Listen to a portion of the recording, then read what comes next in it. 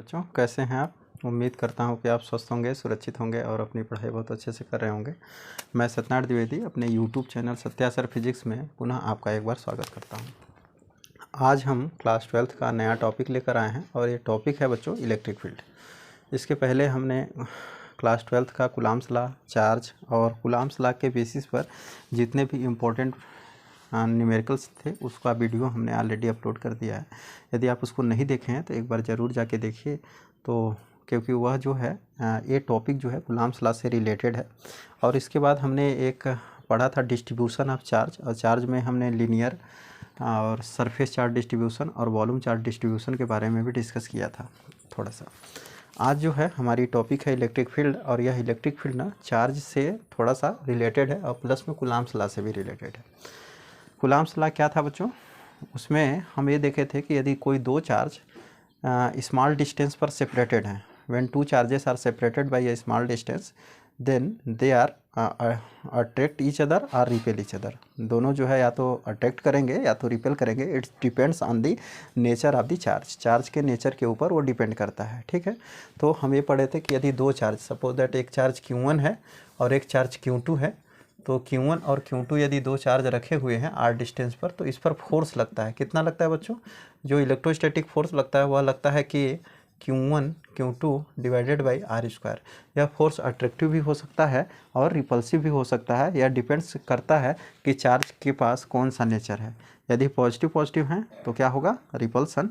यदि positive negative हैं तो क्या होगा? अट्रैक्शन। और निगेटिव निगेटिव हैं फिर भी होगा रिपल्सन। यदि सेम टाइप का है तो रिपल्सन, और अपोजिट टाइप के हैं तो अट्रैक्शन होगा। तो इस तरह से हम इसमें पढ़े थे। अब ये जो फोर्स ऑफ अट्रैक्शन है या रिपल्सन है चार्ज के बीच में बच्चों, यह क्यों लगता है? क्या हमने कभी ये सोचा कि चार्ज के बीच में जो अट्रैक्शन फोर्स लगता है वो तो पता चल गया कि इतना लगता है, लेकिन क्यों लगता है इसकी जानकारी न कूलॉम्स ने दी, न तो हमने कभी ये सोचने की कोशिश किया कि यह जो है क्यों लगता है दो चार्ज के बीच में अट्रैक्शन या रिपल्सन का फोर्स। क्या चार्ज हो जाने से, किसी के ऑब्जेक्ट के ऊपर चार्ज हो जाने से उसमें अट्रैक्शन या रिपल्सन लगने लगता है? कुछ तो होगा इसके अंदर जो हम नहीं समझ पाए कि यह जो अट्रैक्शन या रिपल्सन लग रहा है वो क्यों लग रहा है। तो आज उसी चीज़ को समझने की ज़रूरत है, हमको थोड़ा सा डेप्थ में जाने की ज़रूरत है, और वो इलेक्ट्रिक फील्ड ही बताता है हमको कि यह अट्रैक्शन और रिपल्सन क्यों लगता है। तो आइए समझते हैं हम इलेक्ट्रिक फील्ड को। तो बच्चों होता क्या है कि जब कोई भी चार्ज स्पेस में रखा है, जैसे ये चार्ज रखा है ना स्पेस में, तो यदि कोई चार्ज स्पेस में रखा है ना, तो ये अपने चारों तरफ एक रीजन क्रिएट करता है। एक रीजन अपने आप, ये नेचुरल है। यदि किसी चार्ज को, या डिस्ट्रीब्यूशन ऑफ चार्ज है, बहुत सारे चार्ज है, या कलेक्शन ऑफ चार्ज है, यदि इसको आप ना किसी स्पेस में रखते हैं तो यह अपने चारों तरफ एक रीजन क्रिएट कर लेता है। और जो रीजन ये क्रिएट करता है, उस रीजन में कोई दूसरा यदि चार्ज पुटअप होता है, यदि रखा जाता है वो रीजन में, उस रीजन के अंतर्गत यदि कोई दूसरा चार्ज आ गया तो वह उस चार्ज के ऊपर फोर्स लगाता है। और यह फोर्स जो है या तो अट्रैक्टिव हो सकता है या तो रिपल्सिव हो सकता है। यह डिपेंड करता है कि वो दोनों चार्ज जो एक रीजन क्रिएट किया और एक जो उस रीजन के अंदर इंटर किया। ध्यान से सुनिए, यदि हम यहाँ पर एक चार्ज रख दिए Q1 और यह अपने चारों तरफ एक रीजन क्रिएट कर लिया, एक रीजन क्रिएट कर लिया इस तरह से, तो ये जो रीजन क्रिएट किया यह रीजन ही क्या कहलाएगा? Electric field. और इसमें यदि कोई दूसरा चार्ज इंटर करने की कोशिश कर रहा है Q0, तो यह चार्ज के ऊपर जो है फोर्स लगेगा इस डायरेक्शन में। यदि ये कैसा चार्ज है, ये यदि पॉजिटिव चार्ज है जो रीजन क्रिएट किया है, और यह यदि ये भी पॉजिटिव चार्ज है, तो यह इसको इस डायरेक्शन में फोर्स लगाएगा। ठीक है, यदि इसकी इलेक्ट्रिक फील्ड के अंदर आया तो, यदि इलेक्ट्रिक फील्ड से बाहर है तो उस पर कोई फोर्स नहीं लगेगा। ठीक है, तो यदि एक चार्ज दूसरे के ऊपर फोर्स लगा रहा है, तो पहला चीज़ कंडीशन ये है कि वह फोर्स इसलिए लगा रहा है क्योंकि वह इलेक्ट्रिक चार्ज फोर्स नहीं लगा रहा है, वह उस चार्ज की एक प्रॉपर्टी इलेक्ट्रिक फील्ड है, वह इलेक्ट्रिक फील्ड फोर्स लगा रहा है। पहली चीज़ तो ये, चार्ज एक दूसरे को अट्रैक्ट या रिपेल नहीं करते, वह इलेक्ट्रिक फील्ड उसको अट्रैक्ट करता है या तो रिपेल करता है। इलेक्ट्रिक फील्ड उसके ऊपर फोर्स लगाता है, फोर्स लगा के या तो अट्रैक्ट करेगा तो या तो रिपेल करेगा। पहला चीज़। दूसरा चीज़, वह अट्रैक्शन या रिपल्सन तभी पॉसिबल है जब वह चार्ज उसके इलेक्ट्रिक फील्ड के अंदर एग्जिस्ट करेगा। ठीक है, तो जो चार्ज इलेक्ट्रिक फील्ड क्रिएट करता है, या जो चार्ज अपने चारों तरफ इलेक्ट्रिक फील्ड बनाया है, उस चार्ज को हम बोलते हैं सोर्स चार्ज। या कौन सा चार्ज है बच्चों? Source charge.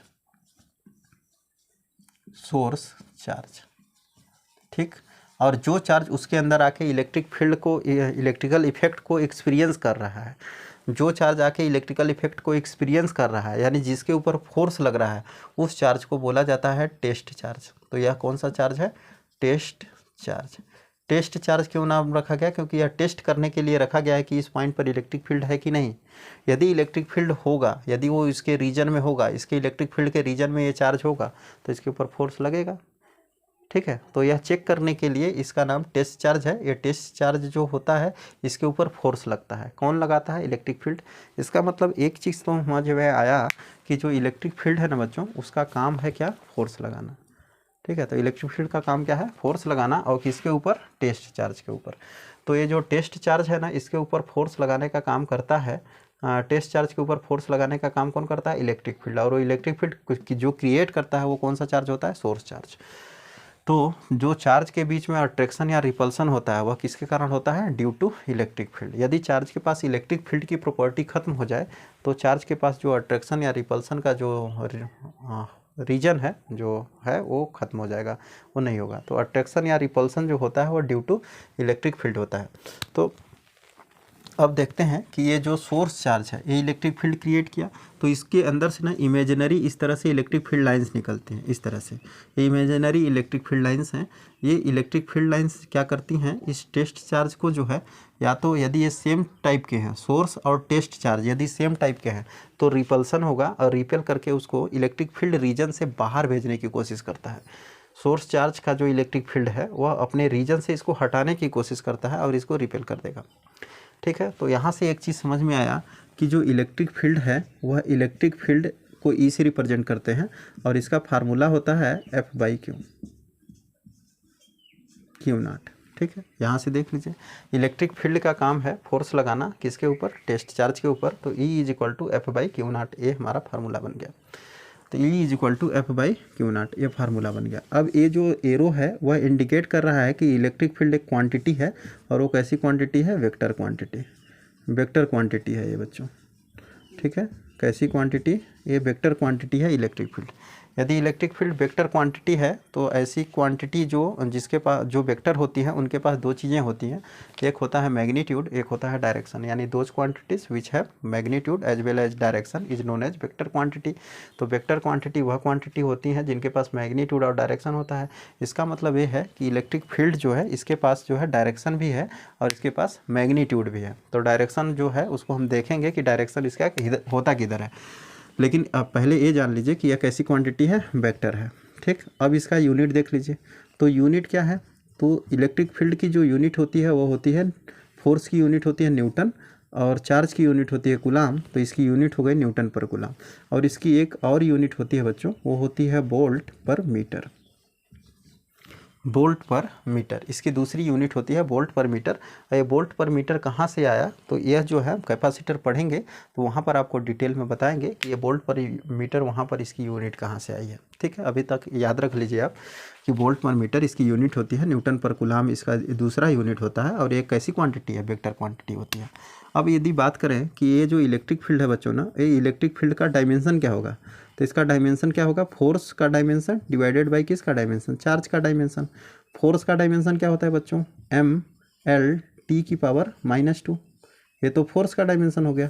और चार्ज का डायमेंशन क्या होता है? तो चार्ज Q = क्या होता है? IT। ठीक है, तो I क्या है? करंट। करंट का डायमेंशन क्या होता है? करंट की यूनिट एम्पियर होती है, तो करंट का डायमेंशन A हो गया और टाइम का डायमेंशन T हो गया। तो यहाँ पर हो गया M/L/T⁻² divided by I, current का डायमेंशन A और टाइम का डायमेंशन T। ठीक, तो इसको यदि आप ऊपर ले जाएं, तो जो इलेक्ट्रिक फील्ड है, उस इलेक्ट्रिक फील्ड का जो डायमेंशन बना वह हमारा बन गया। इलेक्ट्रिक फील्ड का डायमेंशन जो बनेगा बच्चों, वह हो जाएगा M/L/T⁻³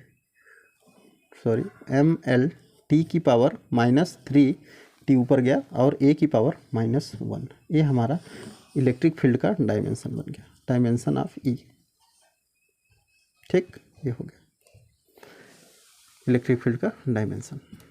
तो इलेक्ट्रिक फील्ड की यूनिट क्या होती है, न्यूटन पर कूलाम या वोल्ट पर मीटर। एक ऐसी क्वांटिटी है, वेक्टर क्वांटिटी है, इसके पास मैग्नीट्यूड और डायरेक्शन भी है। इलेक्ट्रिक फील्ड का जो है फोर्स क्या है, इलेक्ट्रिक फील्ड का काम क्या है, फोर्स लगाना चार्ज के ऊपर, टेस्ट चार्ज के ऊपर। तो F/Q0 इसका जो है फार्मूला बन गया, और इसका जो डायमेंशन हो गया वो mL/T⁻³ 1/-1। आई होप आपको यहाँ तक क्लियर हो गया होगा। आगे जो है हम बात करेंगे इसमें कि इसका डिफिनीसन क्या है। तो इलेक्ट्रिक फील्ड एक्चुअल में एक रीजन है, ठीक है, और वो रीजन किसके द्वारा क्रिएट किया जाता है, चार्ज के द्वारा। तो इसका जो डिफिनीसन बनेगा वो बनेगा the region surrounding a charge और distribution of charge in which its electrical effect can be observed. ठीक है, बस इतना ही लिखना है। The region surrounding a charge और distribution of charge in which its electrical effect can be observed is known as electric field. ठीक, electric field एक रीजन होता है सराउंडिंग चार्ज के, ठीक है, जिसमें कोई दूसरा चार्ज आए, व्हेन अनदर चार्ज या test charge is comes in that area then it experience a force.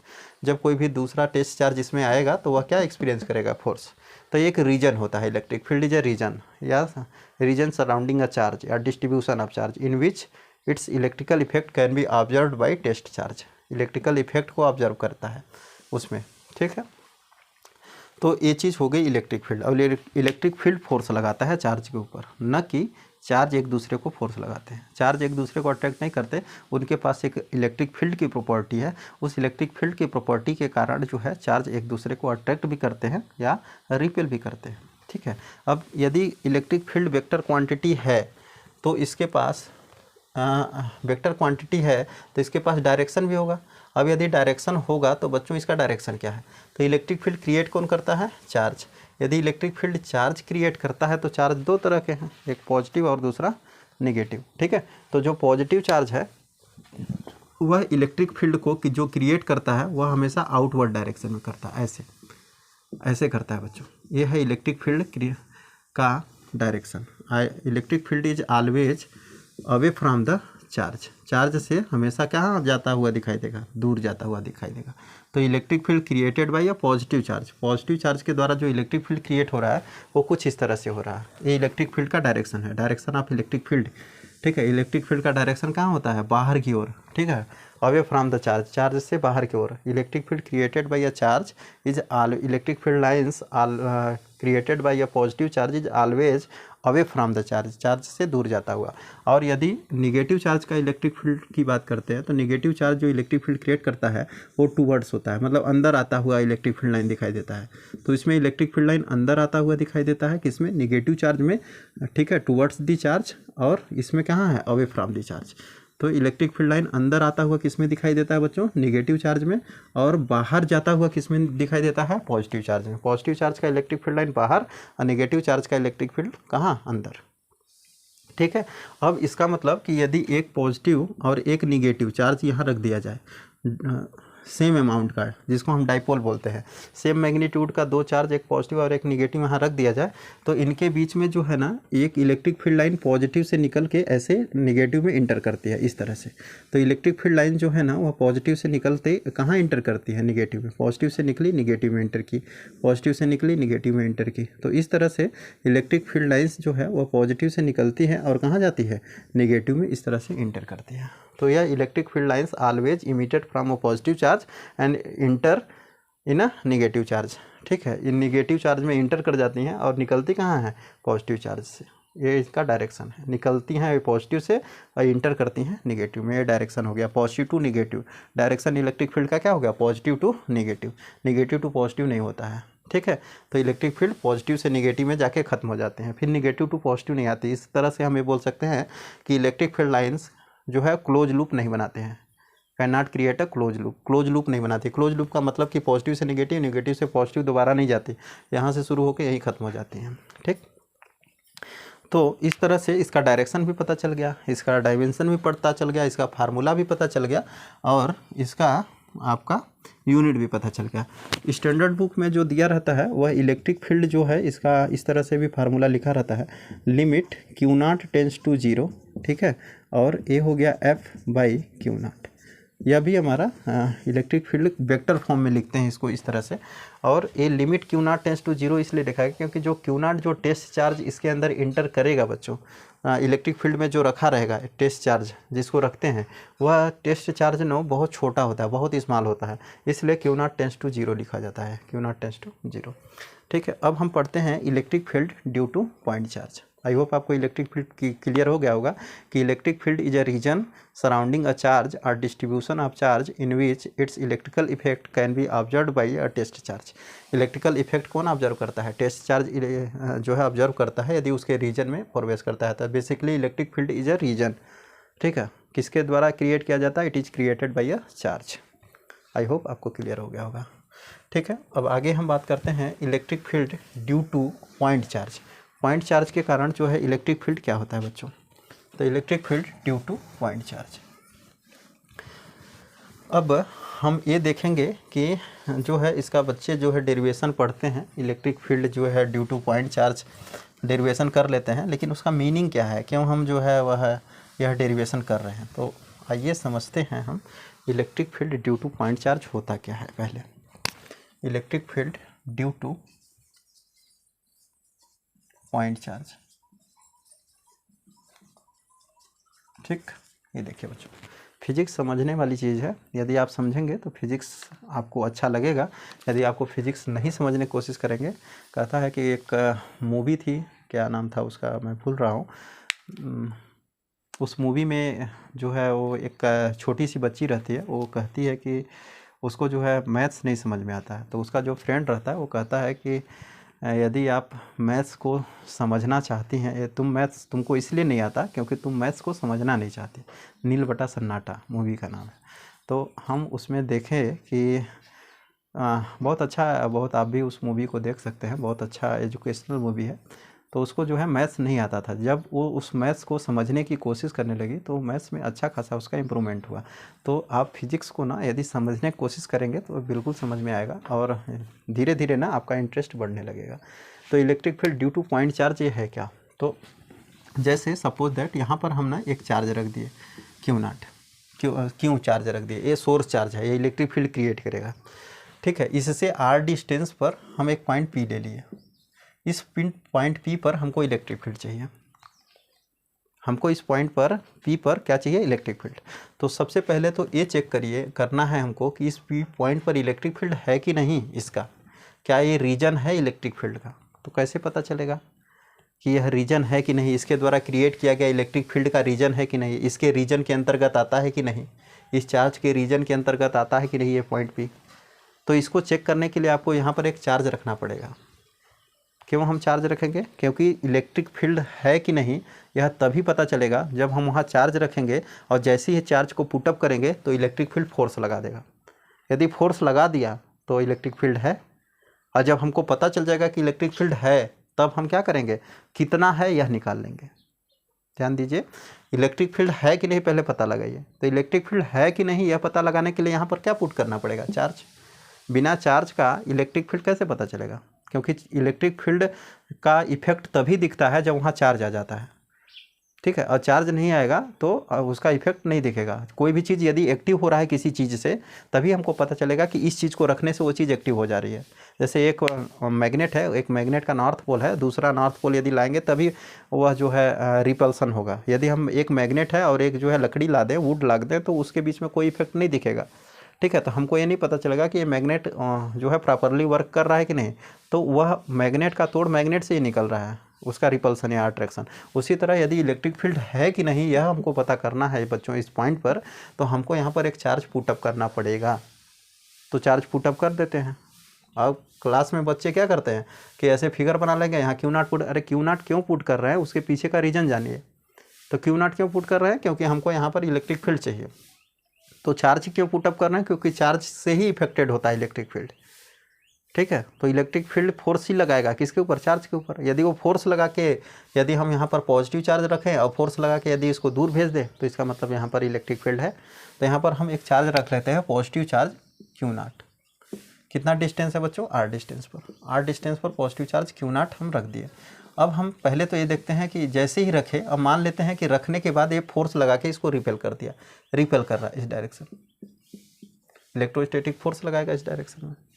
तो इस डायरेक्शन में जब फोर्स लगाएगा, इलेक्ट्रोस्टैटिक फोर्स लगा के रिपेल कर दिया, इसका मतलब ये पता चल गया कि यहाँ पर इलेक्ट्रिक फील्ड है।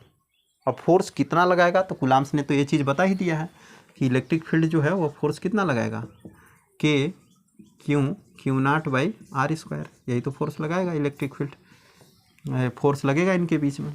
ठीक, अब हमको पता है कि now definition, according to definition of electric field के डिफिनीसन के अकॉर्डिंग जो बच्चों होता है वह E इज इक्वल टू क्या होता है, E is equal to electric field का काम क्या है, फोर्स लगाना किसके ऊपर, टेस्ट चार्ज के ऊपर, यही तो है। तो इलेक्ट्रिक फील्ड का जो वैल्यू है, ये सॉरी फोर्स का जो वैल्यू है पुट कर दीजिए यहाँ पर। तो जैसे आप फोर्स की वैल्यू पुट करेंगे तो k q naught by r square by q naught, ये ऐसे कट गया। तो इलेक्ट्रिक फील्ड जो है वह क्या हो गया, के क्यू बाई आर स्क्वायर, के क्यू बाई आर स्क्वायर हो गया। इस पॉइंट पर इलेक्ट्रिक फील्ड है, कितना है, इतना है। किस डायरेक्शन में इलेक्ट्रिक फील्ड लग रहा होगा, इसी डायरेक्शन में जिस डायरेक्शन में फोर्स है उसी डायरेक्शन में इलेक्ट्रिक फील्ड होगा। ई इज इक्वल टू के क्यू बाई, इसको आप ना ऐसे लिखिए, इसका स्केलर फॉर्म लिखिए बच्चों, वेक्टर फॉर्म में नहीं आएगा। इलेक्ट्रिक फील्ड का जो है ये स्केलर फॉर्म लिखिए, ई इज इक्वल टू के क्यू बाई आर स्क्वायर। यदि इसको वेक्टर फॉर्म में लिखना पड़ेगा इलेक्ट्रिक फील्ड को ड्यू टू पॉइंट चार्ज, यदि वेक्टर फॉर्म में आप प्रूफ करना चाहते हैं तो कैसे आप करेंगे, तो देख लीजिए यहाँ पर आप जो है एक्स वाई और जेड 3 एक्सिस ड्रॉ कर लीजिए इस तरह से। ये हमने एक एक्सिस बना दिया, 3 एक्सिस, एक ये मान लेते हैं वाई एक्सिस है, ये हमारा जो है वह एक्स एक्सिस है, ये हमारा जो है जेड एक्सिस है। यहाँ ओरिजिन है और यहाँ हम चार्ज पुटअप कर दे रहे हैं। ये सोर्स चार्ज है, ये सोर्स चार्ज है तो इलेक्ट्रिक फील्ड क्रिएट करेगा। ओरिजिन पर रखा हुआ है, ओरिजिन पर रखा है तो यहाँ का कोऑर्डिनेट क्या होगा बच्चों, 0 0 0, एक्स की वैल्यू भी 0, वाई की वैल्यू भी 0 और जेड की वैल्यू भी यहाँ पर क्या है, 0 है। यहाँ से आर डिस्टेंस पर एक पॉइंट पी ले लीजिए। अब पी लिए इस पॉइंट को, तो ये पी पॉइंट का कुछ ना कुछ तो कोऑर्डिनेट होगा ना कि एक्स एक्सिस से कितना दूर है, वाई से कितना दूर है और जेड एक्सिस से ये पॉइंट कितना दूर है। तो हम मान लेते हैं कि एक्स एक्सिस से एक्स डिस्टेंस पर है, वाई एक्सिस से वाई डिस्टेंस पर और जेड एक्सिस से जेड डिस्टेंस पर एक पॉइंट पी है। यहाँ पर हम एक सोर्स चार्ज रख दिए क्यू नॉट। यदि आप सोर्स चार्ज क्यू नॉट रख दिए और यूनिट वेक्टर का जो डायरेक्शन होगा बच्चों वह इसी डायरेक्शन में होगा, यूनिट वेक्टर। ठीक, तो अब यहाँ पर हम क्यू नॉट रख दिए। यदि यहाँ पर इलेक्ट्रिक फील्ड इसके द्वारा क्रिएट किया हुआ इलेक्ट्रिक फील्ड है तो फोर्स लगाएगा इसको इस डायरेक्शन में रिपेल करेगा ये। ठीक है, कितना फोर्स लगाएगा, तो वेक्टर फॉर्म में जो फोर्स हमने पढ़ा था वो हम पढ़े थे कि वेक्टर फॉर्म में जो फोर्स को लिखते हैं बच्चों, कूलम्ब्स लॉ में हम पढ़े थे कि एफ ई जो होगा वह होगा कितना, k q naught divided by r square unit vector r, ये तो होता है। अब यूनिट वेक्टर जो आर है ना, इसकी वैल्यू क्या होती है, unit vector r is equal to होता है vector r divided by magnitude of r, यही तो होता है। चलिए, ये तो बात की बात है। अब हम बात करते हैं electric field according to definition of electric field. Electric field के डिफिनीसन के अकॉर्डिंग क्या होता है, limit q naught tends to 0, यही होता है। और इलेक्ट्रिक फील्ड का काम है फोर्स लगाना टेस्ट चार्ज के ऊपर, ऐसे याद रखें। अब ये जो है फोर्स, इलेक्ट्रोस्टैटिक फोर्स कितना लग रहा है ये पुट कर दीजिए यहाँ पर। तो क्या हो जाएगा बच्चों, limit q naught tends to 0 और k q naught divided by r square unit vector r cap divided by q naught, ये इससे कट गया। क्या आ गया आपका, लिमिट। अब देखिए लिमिट तो हटेगा, क्यों हटेगा, क्योंकि क्यू नॉट ही चला गया, क्यू नॉट ही नहीं है इसमें, तो लिमिट का कोई मतलब नहीं है। लिमिट इसी के लिए लगा था, क्यू नॉट के लिए। तो अब क्या बचा बच्चों, k q by r square unit vector r cap, ये आया electric field in vector form. ठीक, अब यदि यूनिट वेक्टर आर कैप का यदि आप वैल्यू पुट कर दें तो जो ई की वैल्यू निकल के हमारे सामने आती है वो आती है के क्यू बाई आर स्क्वायर या आर क्यूब। ठीक है, आर क्यूब और वेक्टर आर, ये हमारा वेक्टर फॉर्म में इलेक्ट्रिक फील्ड है ड्यू टू पॉइंट चार्ज। तो ये सिंपल है, ये वेक्टर फॉर्म है, ये इसका स्केलर फॉर्म है ड्यू टू पॉइंट चार्ज। तो हम किसी भी पॉइंट पर इलेक्ट्रिक फील्ड, ये हमको electric field due to point charge क्या मतलब, इसका सिग्निफिकेंट क्या है, तो इसका सिग्निफिकेंट ये है कि यदि हमको किसी भी पॉइंट पर सोर्स चार्ज से जो इलेक्ट्रिक फील्ड क्रिएट कर रहा है उस इलेक्ट्रिक फील्ड क्रिएट करने वाले चार्ज से आर डिस्टेंस पर यदि हमको इलेक्ट्रिक फील्ड निकालना होगा तो हम कैसे उसको फाइंड आउट करेंगे। ठीक है, यह बताता है हमको, इसका मीनिंग यही है, ये यही आपको बताना चाह रहा है कि यदि आपका कोई सोर्स चार्ज है जो इलेक्ट्रिक फील्ड क्रिएट कर रहा है, तो उससे r डिस्टेंस पर किसी भी डायरेक्शन में, चाहे इस डायरेक्शन में ले लीजिए, चाहे किसी इस डायरेक्शन में ले लीजिए, चाहे इस डायरेक्शन में r डिस्टेंस ले लीजिए, तो r डिस्टेंस पर यदि आप जो है इलेक्ट्रिक फील्ड फाइंड आउट करना चाहते हैं तो वह कैसे निकालेंगे, वो कितना होगा। ठीक, ये बताता है electric field due to point charge. तो आई होप आपको इलेक्ट्रिक फील्ड जो है वो क्लियर हो गया होगा कि इलेक्ट्रिक फील्ड क्या होता है। वह दो चार्ज के बीच में अट्रैक्शन या रिपल्सन जो होता है उसको जो है वो डिसाइड करता है कि इलेक्ट्रिक फील्ड जो है ही डिसाइड करता है कि इसके बीच में अट्रैक्शन होगा कि रिपल्सन होगा। तो नेक्स्ट क्लास में हम डिस्ट्रीब्यूशन ऑफ चार्ज के कारण इलेक्ट्रिक फील्ड पढ़ेंगे और इसके ऊपर जो भी इंपॉर्टेंट क्वेश्चन है उसको हम सॉल्व करेंगे बच्चों। और जहाँ तक होगा आप वीडियो को जो है एक बार दो बार करके देखिए, और यह वीडियो ना जिनको ज़रूरत होगा उनको प्लीज़ शेयर कीजिए, ताकि जो है हमारा भी मेहनत जो है वह सफल हो और बच्चों को जो है वह कंटेंट मिल सके। आज के लिए इतना ही। Thank you, have a nice day.